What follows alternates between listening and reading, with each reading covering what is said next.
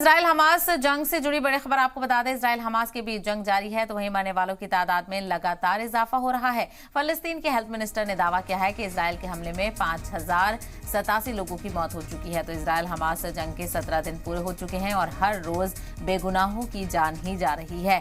तो शिद्दत इख्तियार जंग यहाँ पर नजर आ रही है, शिद्दत इख्तियार करती हुई। तो दूसरी तरफ अलग अलग मुल्कों में एहतजाज भी देखने को मिल रहे हैं। सीज फायर का मुतालबा यहाँ पर किया जा रहा है, लेकिन यहाँ पर हर गुजरते दिन के साथ सीज फायर के बजाय जो हमले हैं उनमें शिद्दत इख्तियार होती हुई नजर आ रही है।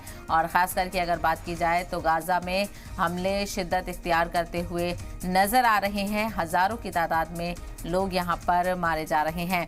तो गाज़ा में इजराइल की एयर स्ट्राइक जारी है। हमास के ठिकानों पर बमबारी भी की जा रही है। मरने वालों की तादाद में हर रोज़ इजाफा हो रहा है। फ़लस्तीन के हेल्थ मिनिस्टर ने यह दावा किया है कि अब तक इजराइल के हमलों में 5000 से ज़्यादा लोगों की मौत हो चुकी है। तो कई परिवार यहाँ पर उजड़ चुके हैं। ख़वातीन और बच्चे बड़ी तादाद में इस जंग में शहीद हुए हैं। मंजर-ए-आम पर जो भी तस्वीरें सामने आ रही हैं वो कहीं ना कहीं झकझोर देने वाली हैं। ताज़ियत का इजहार किया जा रहा है। दुनिया भर में इन हमलों को लेकर गुस्से का इजहार किया जा रहा है, क्योंकि जो तस्वीरें हैं वो यकीनन डराने वाली हैं।